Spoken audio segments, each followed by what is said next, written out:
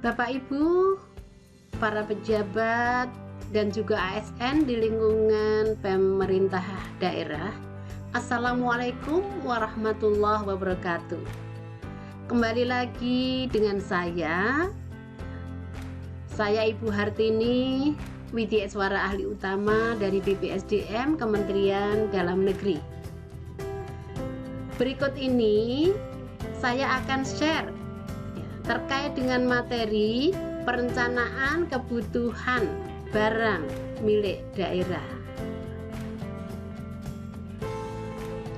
Baik, bahwa Bapak Ibu sekalian, berdasarkan regulasi yaitu PP 27 tahun 2014 dan juga yang dijabarkan secara lebih detail lagi melalui Permendagri nomor 19 tahun 2016, yaitu tentang pedoman pengelolaan barang milik daerah. Saya rasa Anda sudah sangat familiar dengan regulasi ini. Sebelum kita bicara tentang perencanaan barang milik daerah, maka terlebih dahulu kita akan ingatkan kembali bahwa kita sudah barang tentu harus merencanakan ini secara baik, secara serius, Karena apa? Karena bahwa kalau kita kaitkan dengan fungsi, jadi fungsi aset atau barang milik daerah ini sangat vital, Bapak Ibu. Terkait dengan fungsi, yang pertama adalah fungsi pelayanan, sehingga ketika perencanaan tidak maksimal, maka bisa berimplikasi kepada pelayanan yang akan tidak maksimal juga. Artinya apa? Ini masyarakat nanti yang akan dirugikan. Kemudian yang kedua, terkait dengan fungsi penganggaran, fungsi budgeter. Jadi kalau ini juga ketika perencanaannya tidak maksimal, maka ini juga akan berpengaruh terhadap ini mungkin juga akan terjadi pemborosan keuangan negara atau bahkan juga penerimaan, kaitannya dengan pemanfaatan sudah barang tentu, karena pemanfaatan barang milik daerah ini berimplikasi pada penerimaan daerah. Yang dua-duanya, baik itu fungsi pelayanan maupun fungsi penganggaran atau budgeter, ini sudah barang tentu ada hubungannya dengan bagaimana mewujudkan kesejahteraan masyarakat dan juga kualitas pelayanan publik. Baik, jadi kita akan mulai dengan yang tahap 1 di sini, perencanaan, kebutuhan, dan penganggaran, tetapi ini kita ambil untuk perencanaan kebutuhan saja.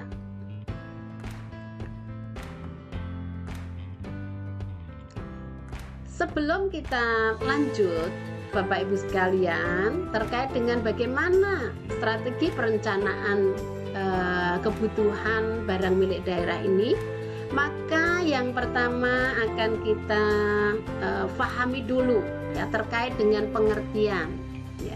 Jadi apa pengertian perencanaan kebutuhan barang milik daerah? Bahwa perencanaan kebutuhan BMD ini adalah kegiatan merumuskan rincian kebutuhan barang milik daerah. Untuk apa? Untuk menghubungkan pengadaan barang yang telah lalu. Jadi ini ada dimensi masa lalu, Bapak Ibu sekalian, Jadi yang lalu itu kira-kira barang-barang apa saja yang sudah diadakan, Kemudian juga dengan kondisi yang sedang berjalan, real condition saat ini. Jadi masa lalu, masa sekarang, dan juga semua itu dijadikan dasar dalam melakukan tindakan yang akan datang. ya. Jadi ada dimensi masa lalu, dimensi saat ini, dan juga di masa yang akan datang, ya. Jadi ini sudah barang tentu bukan hal yang mudah ya untuk merencanakan kebutuhan barang milik daerah ini. Kemudian Bapak Ibu sekalian, ya, apa yang dijadikan pertimbangan? Jadi pertimbangan apa? Ya, ketika kita itu melakukan perencanaan kebutuhan barang milik daerah ini, ya. Yaitu bahwa yang pertama, perencanaan kebutuhan real barang pada masing-masing OPD. Jadi di sini yang harus dipertimbangkan adalah bagaimana kebutuhan real ya barang pada masing-masing OPD. Ya, yang ini juga ya Bapak Ibu sesuai dengan tugas fungsinya sudah barang tentu. Ya, karena tidak boleh bahwa di sini pengadaan barang itu ya tidak ada kaitannya dengan tugas dan fungsi. Sesuai dengan besaran organisasi, ya, kemudian juga jumlah pegawai dalam satu organisasi. Jadi selain di sini tugas fungsi, besaran organisasi, dan juga jumlah pegawai ya, yang ada di organisasi itu di OPD. Ya. Kemudian mengacu pada renja. Jadi Bapak Ibu sekalian, nah, di sini bahwa perencanaan kebutuhan barang milik daerah ini juga harus mengacu pada renja OPD. Kemudian berpedoman pada standar barang, ya, standar kebutuhan dan juga standar harga. Ya, jadi ini tidak boleh mungkin hanya ketok-ketok kepala begitu, tetapi ya harus menggunakan referensi di sini ya, referensi yaitu standar barang, standar kebutuhan, dan juga standar harga. Ya. Kemudian bahwa perencanaan kebutuhan barang ini ya dilaksanakan setiap tahun ya setelah renja OPD ditetapkan. Ya, sehingga ini akan tahu ya kegiatan-kegiatan mana yang kira-kira membutuhkan barang. Ya. Kemudian dalam hal ini ya diperlukan adanya pemahaman dari seluruh OPD. Ya. Kemudian pembantu pengelola ya dan kepala daerah. Ini ya, sehingga koordinasi dan sinkronisasi dalam kegiatan tersebut dapat dilakukan secara baik. Baik. Kaitannya dengan perencanaan kebutuhan barang milik daerah ini meliputi perencanaan pengadaan. Ya, jadi karena ini nanti akan dijadikan sebagai dasar untuk pengadaan barang milik daerah, Bapak Ibu. Sehingga ini juga harus cermat. Kemudian juga perencanaan pemeliharaan, ya. Ya, jadi ini penting ya, jangan sampai ada barang yang tidak bisa optimal pemanfaatannya karena tidak dipelihara dengan baik ya. Kenapa tidak dipelihara? Karena tidak direncanakan ini ya. Kemudian perencanaan pemanfaatan ya, ini juga penting itu ya. Jangan sampai barang-barang daerah itu banyak yang idle ya, tidak dimanfaatkan ya, apalagi barangnya masih ada ya tetapi masih pengadaan lagi ya, itu lebih konyol lagi ya. Jadi ini penting ya. Jadi di sini pemeliharaan pemanfaatannya ya, karena kalau kita bicara pemanfaatan ini ya, Bapak Ibu sekalian ya, ini ada hubungannya juga ya dengan bagaimana mungkin ada peluang-peluang begitu ya untuk mendapatkan hasil, mendapatkan uang begitu dari barang-barang yang dimiliki yang sesungguhnya pemanfaatannya masih belum optimal ya.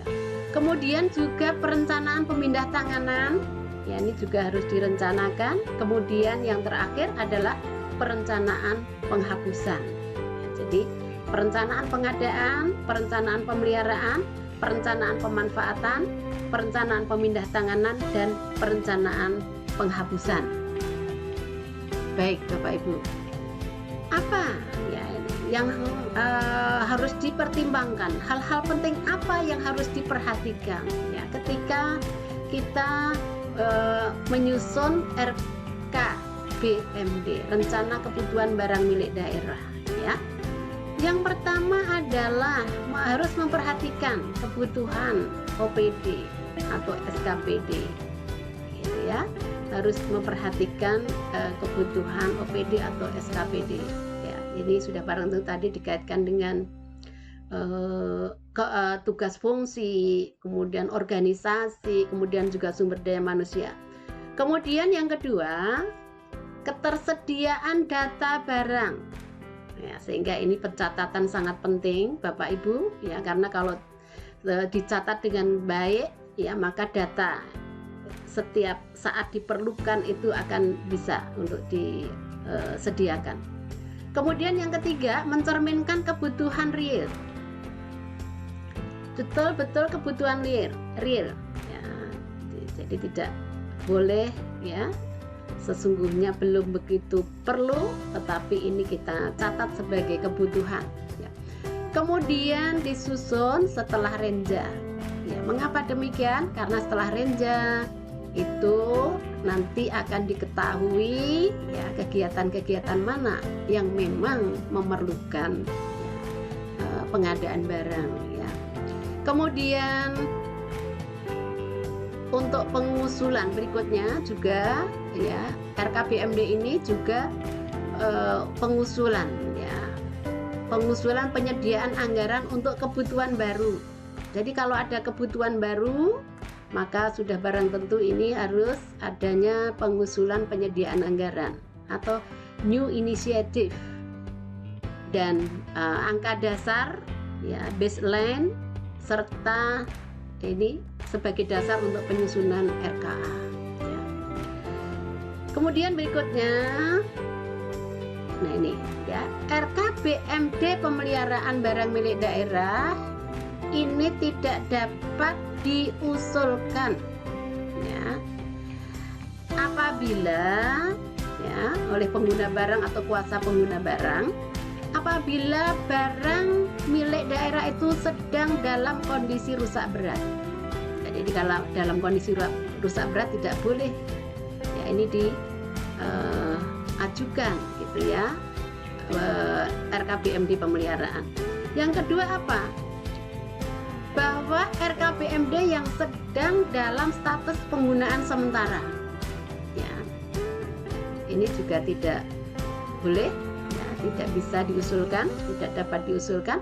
Kemudian yang ketiga, barang milik daerah yang sedang dalam status dioperasikan oleh pihak lain ya, jadi ini harus catatannya harus sudah barang tentu harus akurat ya Bapak Ibu, penata usahanya ada kaitannya dengan menata usahaan jadi sini.